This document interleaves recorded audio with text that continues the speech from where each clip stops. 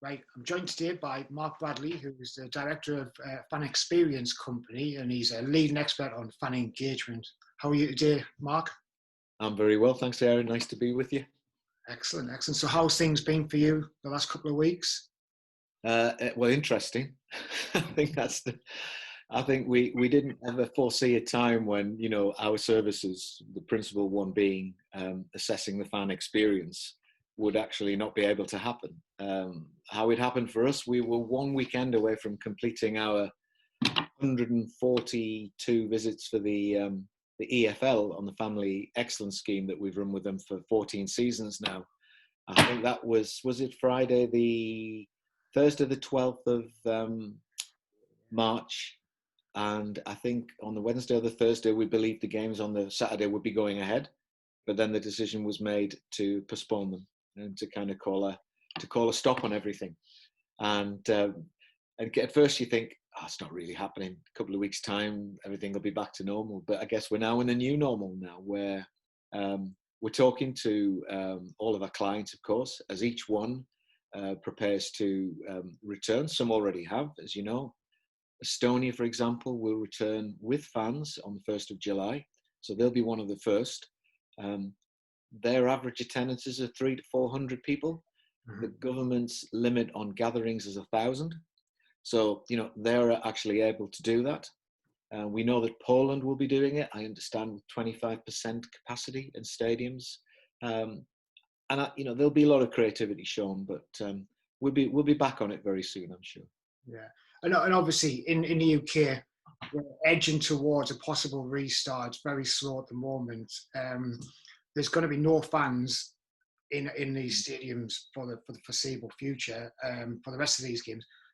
As we get into next season, there's possibly going to be no fans. What's the situation going to be for clubs? How are they going to be able to manage this new normal? Well, with difficulty, and I guess I have to say that there will clearly be a set of protocols. We know, for example, that the FA have released protocols relating to grassroots football and how you're allowed to organise it and participate right now, with clearly reduced numbers. They've published that recently. And for others, it'll be different. But that'll be the key thing. The key thing will be the protocols. I understand the Premier League have already identified that there will be a COVID officer in every club, a little like the kind of support liaison officer or the charter standard officer, whose responsibility will be to make sure that the protocols are adhered to. So I think in terms of football restarting, there'll be an awful lot of focus on what can we do, what are we allowed to do, and making sure that we don't break the rules, as it were, or the regulations, and delay the period in which fans can come back. So I think that's the first one. I guess from the players' perspective, there's something that a lot of people are. Obviously we think about the fans and we think about the importance of the fan experience to clubs, and we'll talk about that a little later. But from the players' perspective, it's going to be a little different. The two games that have happened in Denmark that have attracted a lot of attention, the top team, Michelin, playing Horsens. Our friend Christian is the CEO there. They're down towards the bottom of the league. Michelin was 6 or 7 points clear at the top. That was the game where the drive-in was organised.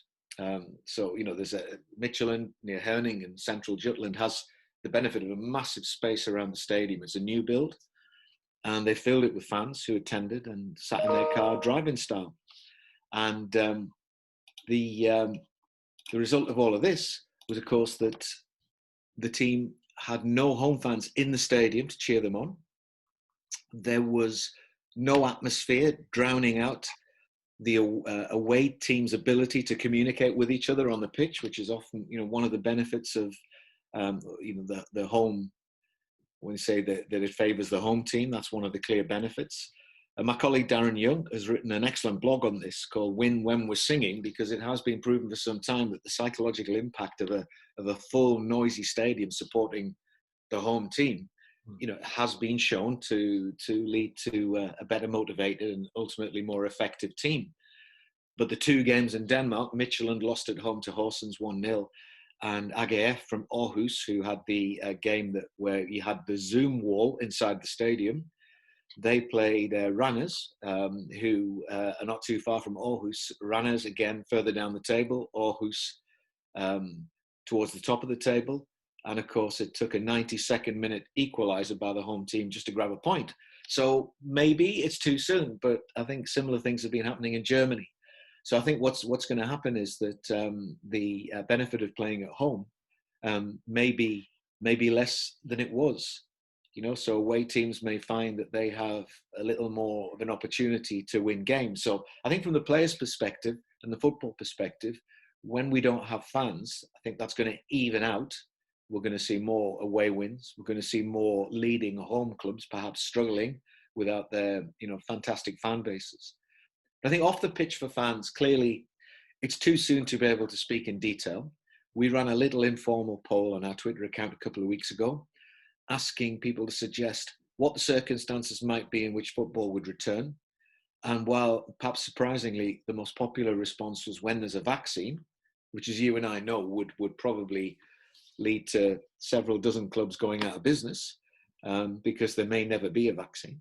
There hasn't been one for SARS. There's no indication that there will ever be one for COVID. So we need to find another solution.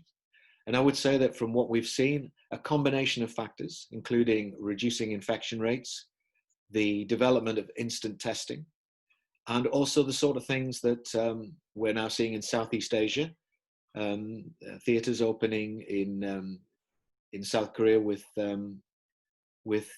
sanitation, and also a couple of temperature checks that we saw in that part of the world when the outbreak first happened. So that's the point of view of what the clubs can do. But in terms of how it might lead to fans coming back, I guess it's fair to say that those stadiums with more space may benefit. So, for example, at the lower end of the pyramid, grassroots, non-league, steps 5, 6, etc., and 7, what they may find is that they have the space to be able to practice social distancing. So in effect, as pubs and restaurants open in July, if they've got an outside space and they can have, tables 2 meters apart, then it may be possible for them to start serving customers again. I think the same will happen with grassroots clubs. I mean, obviously our job is to build up those numbers of fans. But at this time, those that don't have many, that maybe have 60 or 70 fans coming to games, might be in a good position to participate in a pilot or to be among the first that has fans at their games. Of course, then you have to factor in the probability that others who have been denied access to their own EFL or Premier League club may notice that and may come down in their hundreds to actually watch this game. So again, there's going to be people are going to have to think very carefully about how that happens.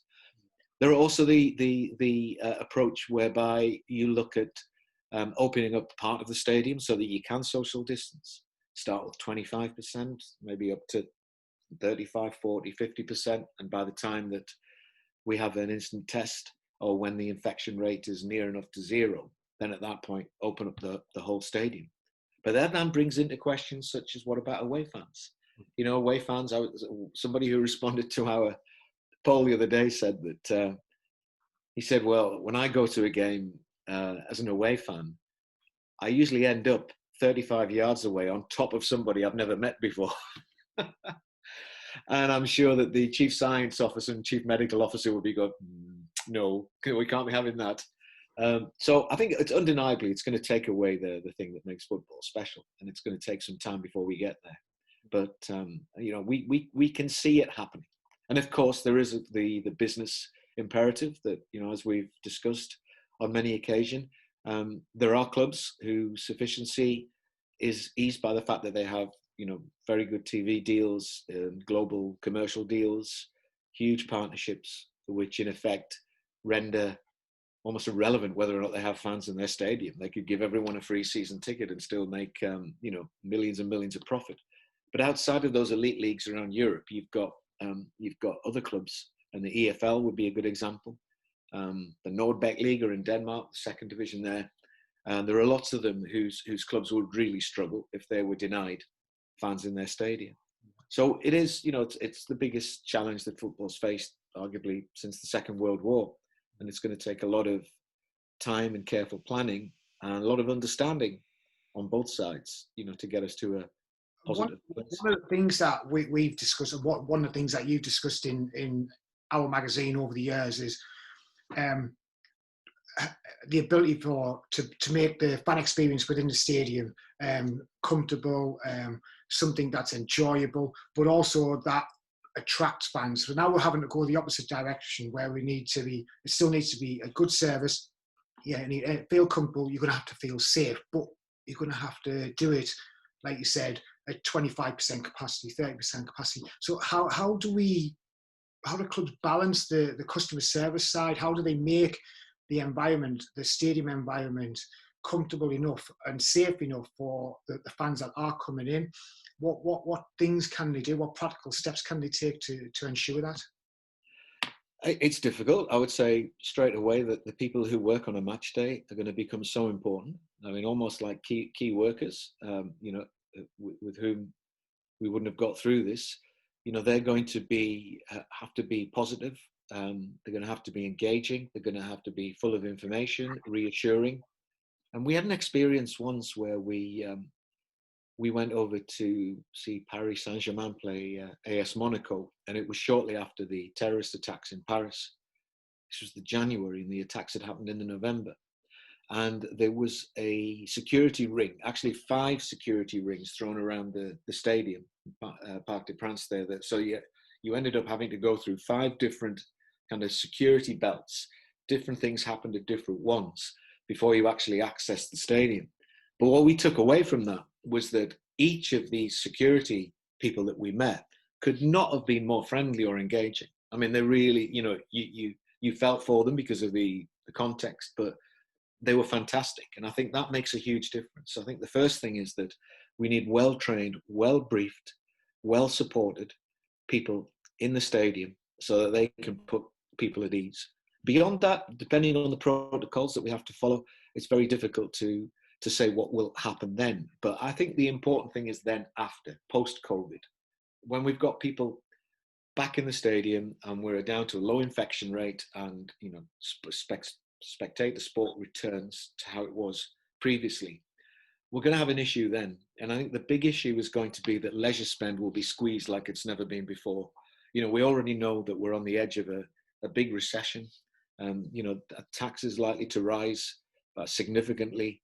We know the furlough scheme is gradually being taken away, and businesses are asked to make a contribution. And for those who work in sectors that are still closed, they're not going to be able to make that contribution. Inevitably, more and more people will lose their jobs. And while season ticket holders and the fanatics will want to be there, actually clubs won't survive alone, as you and I know, on just season ticket renewals. They need to have, the occasional fans will need to become regulars. The regulars will need to become season ticket holders. But I think more than anything else, we're going to have to recognize that the level of attendance we need, we will not achieve simply from reaching back out to lapsed fans and re-engaging and retaining existing fans. Part of that growth must come from new people. So not from people with no connection at all to football, but groups, such as families, students, groups such as women, perhaps as we did a project recently with the EFL on existing EFL female fans' view of the experience. And I think at the time we identified only 2 out of 92 clubs in England have a female match announcer. So there's a lot of work to be done there. There's work to be done. A lot of good work has been done to help disabled supporters feel at ease and to feel that they're having exactly the same experience as anyone else who attends a game. I think more than anything else, fan experience is no longer going to be an option. It's a must. And I think clubs have to think about ways of diversifying their reach so that they can appeal to a much wider community. And there are many different ways of doing that. The starting point, you and I have talked about, and I've written many articles about, is just what the club stands for. How can the club start to give back to the community? How can it really emphasize what its values are, what its beliefs are, so that people can identify it, can see that it's not just a club, it's actually making a contribution to the community. And I think those clubs that actually do stand for something, that are prepared to take a stand, whether it be Bohemians in Ireland who supported the equal marriage rights referendum when that came out. They were very much on that side, not just staying away from politics. I think you're going to have to see clubs start to really exercise their values and their identity, and then that way they can become much more of a kind of a community hub, if you like, where the value of attending the match is much more than just watching a game of football, but actually participating in that thing that everybody does. Now, I think we're probably a long way off that when it happens, but I just think the message has to be to clubs, we can no longer think about fan experience at those times when we're not thinking about anything else, or when we've got a bit of money in the bank, or whether we get some feedback. It really now has to become the priority. Yeah. And do you think this now is a good time for clubs and the directors and the owners, etc., the people in charge? Is this now a good time for them to be really thinking about, right, let's look at our structures, let's look at who we are, let's look at our DNA, how can we change it? Can we change it to focus on the things that you've mentioned there?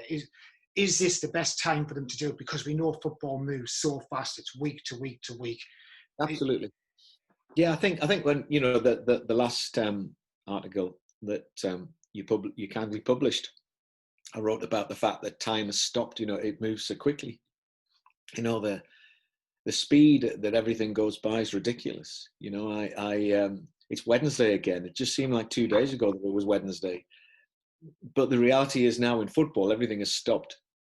And one of the biggest reasons that people have for not engaging in areas like, looking at the values, trying to understand what a values-led club would look like and how it would affect the way that stewards and matchday staff behave and what other processes would look like, that's a good time to be doing it.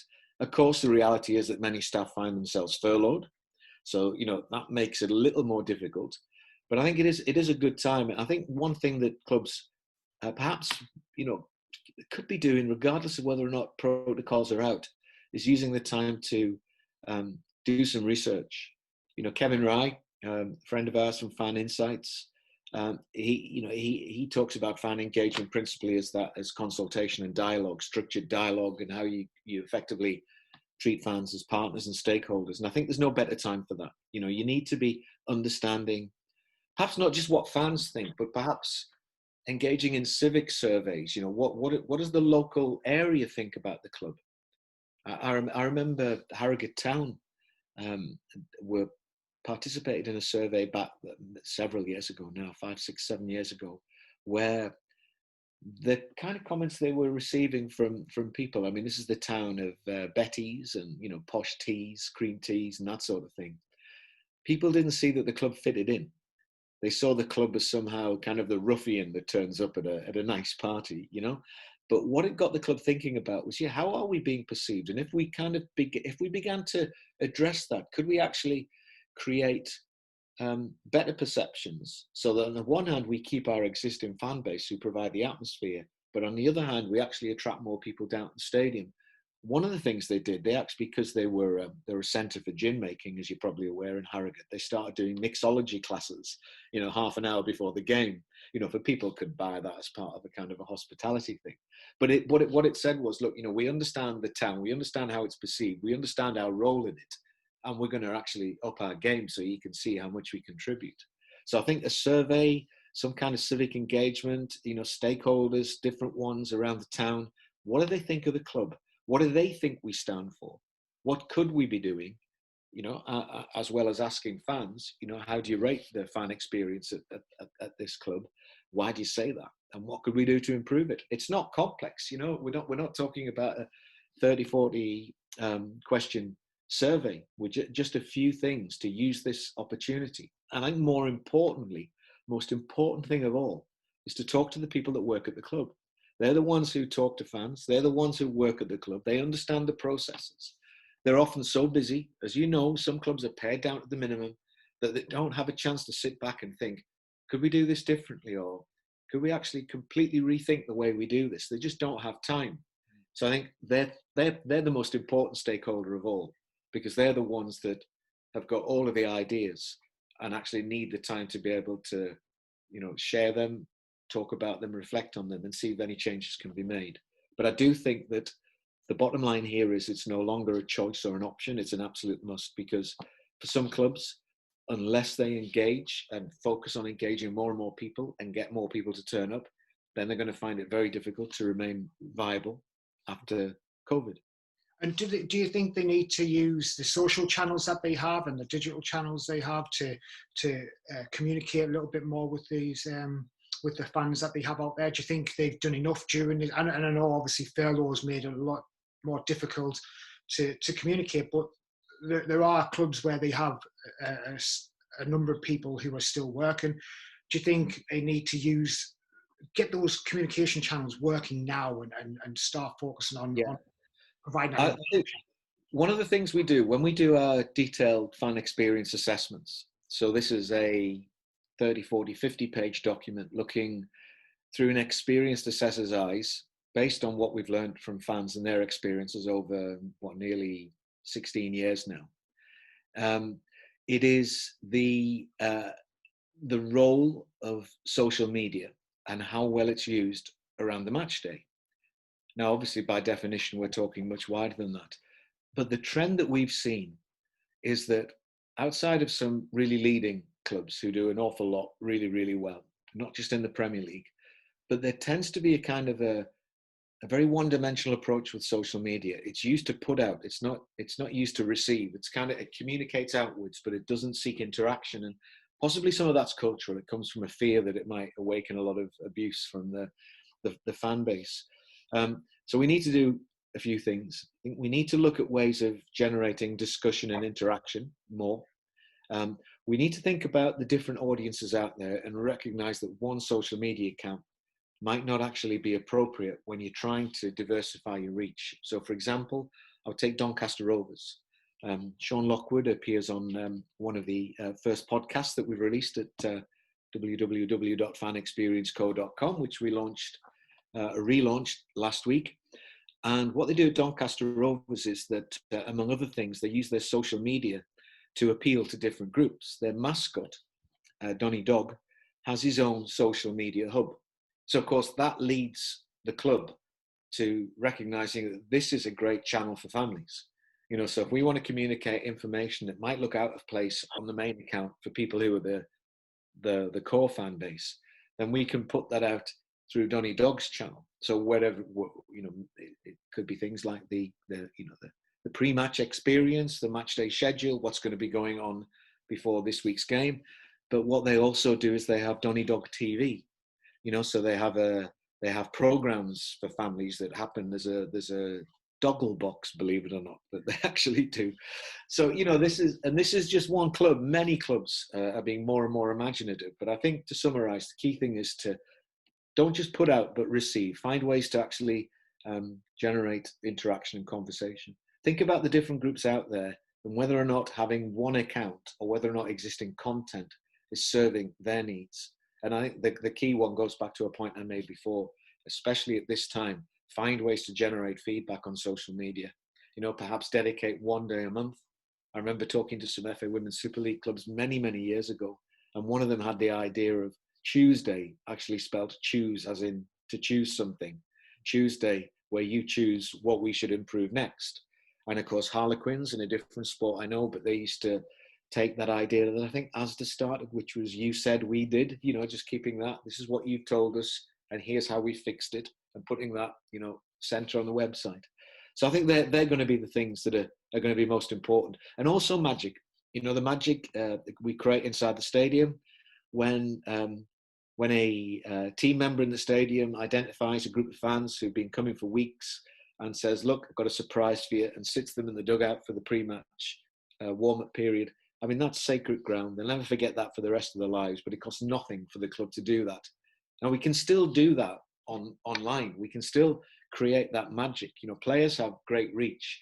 Players are also very, very conscious of their impact. And, I've obviously got a long way into this without mentioning Sunderland, but I have to mention Luke O'Nien because, he came across from the Netflix series as a really good kid, loved football, loved playing in front of a big crowd. And because he puts his heart and soul into it, the Wearside public have really taken him to their hearts. And what he's been doing during COVID is, like many others, putting on a fitness session with a young assistant, every week.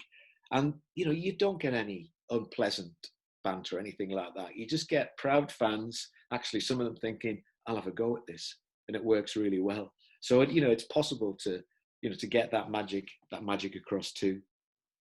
Yeah, that little example of Luke, my friend and his son have been doing those workouts through the summer. They're absolutely fantastic. But yeah, I mean, there's some great points you've made there, and very easy to implement. But we've touched on the different fan groups that we've got. There's lots of elements within a stadium and a football environment. Going forward to when we can get fans back in, we're looking at small amounts of people coming in at a time. How do clubs balance, or how do they manage who comes in and at what point they increase those capacities? So we've got the core fans. Do they come in first? Yeah. Do the families come in first? How do we manage that problem? Well, I think one of the answers, and I'm not a data expert, but I think one of the answers is, using the data that you have as a club. I know winning with CRM, a book by Fiona Green, definitely recommend that to people. But also the work of Bas Schnatter, who currently works for De Telegraaf in Amsterdam. But he worked at AZ Alkmaar and found new ways to interpret data that's been around for a long time. I think the bottom line here is that if you're managing your data well and you understand the different fans, their attendance patterns, and you can rethink the way you look at loyalty. It's not just about buying a season ticket, but it's about how positive someone might be about the club on social media. Do they get involved in club initiatives such as maybe food banks and things like that? Northeast has a great reputation for, the two big clubs up there helping there. Do they travel to away games? Do they come and watch the B team or the under-23s or the youth team? Do they get to the stadium, 2 hours before kickoff? I know we can't possibly gather all this information, but a club like Philadelphia Union, MLS, bases its reward, its loyalty package, not just on, if you like, transactional behaviors, but some of the other things that we know as fans represent true loyalty. And then what they do is they then say to fans, okay, you've got this many points, so you can have the discount off the shirt, you can have this, or you can come to a training session with this many points, or you can perhaps, travel to an away game with the team or something like that. When Brighton and Hove Albion published a few years ago the exact distances that each fan had travelled in support of the club, they knew. I think they knew. Tom Gorringe, who I know very well, who's now at Bristol Rovers, I think Tom knew that as soon as that data was out there, fans would start sharing it and saying, look, I'm the one who's travelled the furthest. No, you haven't. I travelled 1.5 miles more. I went to the pre-season friendly in Stranraer. Oh, no, I went to Motherwell. That sort of thing. And it's kind of, it's that. And I know I'm talking about, for many clubs, something which they don't have now. But I think the best shortcut to that would be to put together a representative group of fans. If they haven't already got a kind of a fans parliament, such clubs like West Brom and many others do this sort of thing. If they haven't already got that, then to establish one, make sure that it represents and respects all of the rules around structured dialogue, but actually get the fans' view. I mean, many years ago, I remember Norwich City, when they first got their supporter council together, they said, what should we do with next season's season tickets? And they'd just been promoted to the Premier League at the point. We're talking back 20 odd years now. And the fans recognised that the club would need some of that money to build a team to stay in the Premier League. So they suggested, why don't you increase it by inflation? And the club did that, knowing that they'd listened to the fans, and that was the fans' recommendation. And they were rewarded, because when they were relegated again at the end of the following season, I believe, spoken to Neil Doncaster about this, who was the chief executive at the time, that actually they sold even more season tickets. And that, of course, isn't the prevailing approach that most clubs would take. They would hike up season ticket prices because we're in the Premier League.